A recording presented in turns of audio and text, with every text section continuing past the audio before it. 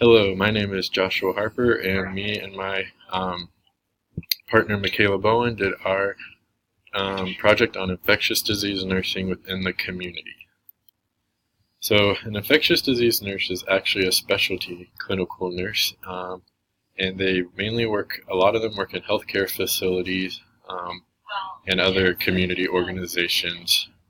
Their main objective is to prevent communicable diseases from spreading, and they do that in a number of different ways through policy making, education, research, and consulting.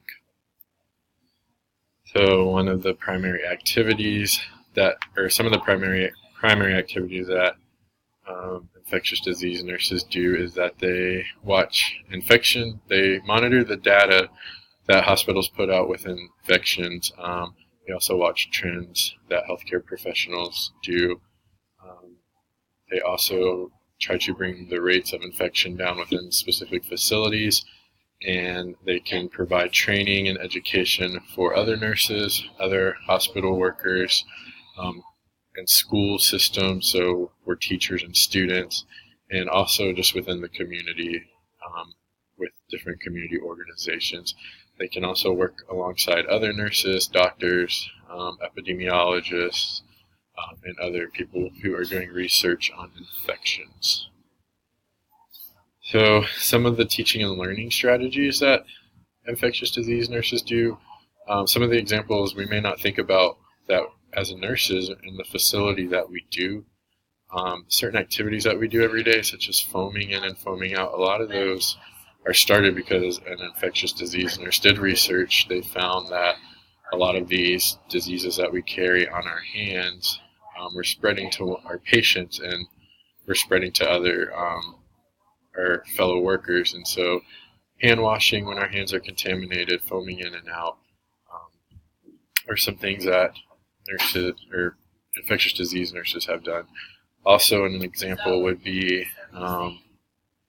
when we are administering blood, what do we do with those products when we're done with it? We can't just throw it away in a regular trash can. It has to be disposed of properly. A lot of that is from the research done from infectious disease nurses. A lot of them will round in hospitals, so they go from unit to unit. They make sure that we're being compliant with our, the policies that have been in place. And a personal example of an issue was on a unit that I worked on. We had two or three patients that had PICC lines or central lines, and they ended up getting a central line infection in their bloodstream. And so our unit manager and some of the nurses, we were talking about it. We're like, well, why do these patients get these infections, and what are ways that we can prevent it from happening again? Because at the end of the day, we don't want any of our patients to get an infection that we gave them. So we partnered with the infectious disease nurse at our hospital, and we discovered one thing that we can do is whenever a patient gets an order for a PICC line or a central line, we're going to wipe them down in the chlorhexidine wipes before the PICC nurse comes. The second thing we're going to do is they're going to get a daily, and we also call them CHG baths. It's the chlorhexidine wipes. They're going to get that every day. They're going to get a linen change and a gown change. And then when we do a dressing change, we just are compliant with making sure we're wearing sterile gloves. The environment is as sterile as we can make it.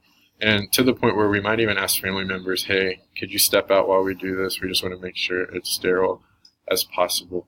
And we actually saw, we didn't have it, since we implemented those changes on our unit, we have seen a decrease in central line infections. Another issue would be a Foley catheter. A lot of infectious disease nurses will come through, and they've actually started rounding on all the patients in the hospitals that have Foleys, and they're questioning, why does this patient have a Foley? Is it still needed? And when's the time frame that it can be removed? And are we properly taking care of the Foley? Are the Foley tubes, is there a circle in it? Is a bag below the bladder? Is it on the ground, or is it properly hooked up to the bed? And those are ways that, and are we properly washing the Foley tubing and keeping the patient as clean as possible? And these are just ways that our hospital and specific units have tried to decrease infection rate. And that's all because of infectious disease nursing doing research and educating us and how we can stay on top of preventing preventable diseases. Some educational preparation. So we found that most infectious disease nurses have at least a bachelor's degree in their nursing, and then some nurses even have a master's degree. There is certain certifications that you can take through the board certification control of infection epidemiology, and so basically once you're practicing as an infectious disease nurse for so many hours or days or however long it has to be, you can sit and take a test and become certified in that. You can also, for a lot of nurses, maybe if they are really interested in epidemiology or infection prevention, you could get your master's degree in epidemiology, and then you could even work for like the CDC or other government health organizations. You don't necessarily have to get a master's degree in nursing. Hi, my name is Michaela Bowen, and I partnered with Josh to work on our infectious disease nursing in the community project. So teamwork within infectious disease nursing is very, very important. They work with a number of different professional roles, such as therapy staff, staff nurses at different facilities, doctors at different clinics or hospitals, public health nurses, hospice nurses, school nurses, forensic nurses, if there's any litigation or crime involved. Perhaps they even work with a specialty doctor or specialty nurse if it involves some kind of special case that needs that special care. But most importantly, they work very closely with public health nurses to prevent the spread of drug-resistant organisms and illness in the community.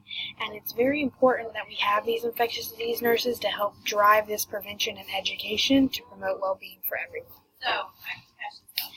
The skills and abilities of an infectious disease nurse. Infectious disease nurses create policies. They do research so that they can find out what policies need to be implemented to better help prevent these organisms.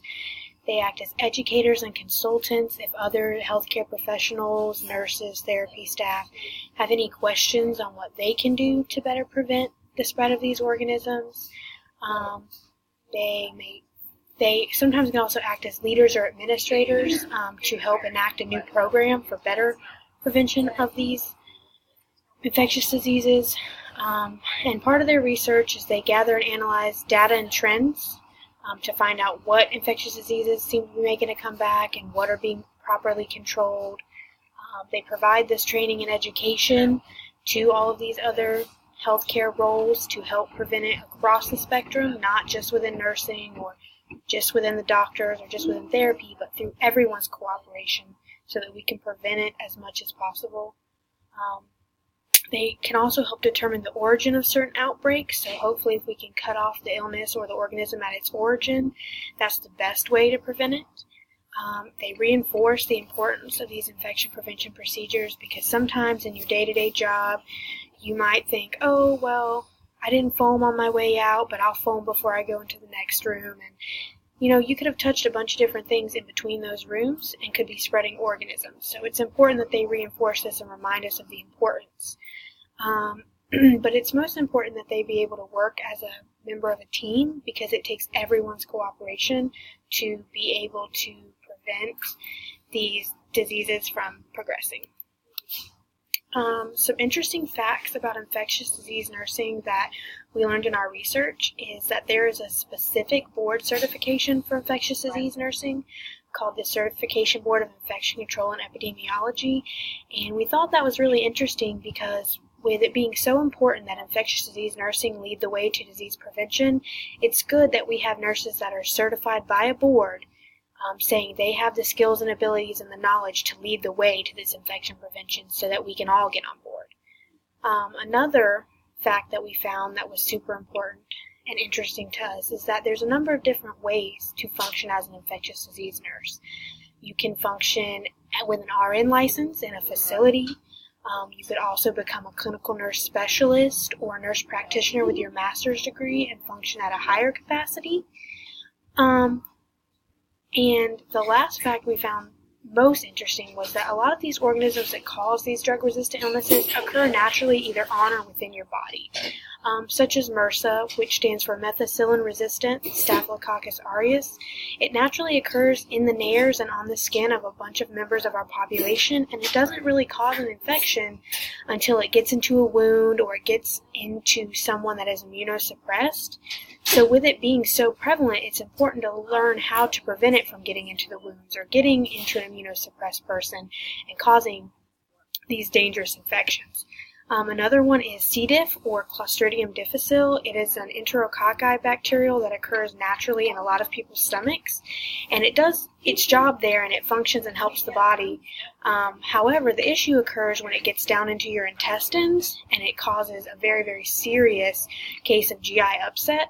And again, as long as it stays where it's supposed to be, it doesn't cause any issue. But if it gets down into your intestines, or if it gets into the immune system of somebody that's immunocompromised, it causes a lot of issues. And it's important to understand that there are ways to prevent it from causing issues and to allow it to do its job. In conclusion, infection control nurses function on a variety of roles to help control and prevent the spread of these drug-resistant organisms. It requires a lot of specialized teamwork to work with the different members so that everyone can be on the same page with preventing these diseases and organisms from spreading. It does require some specialized certifications and education to be able to have the knowledge and abilities to perform this role of infectious disease nursing.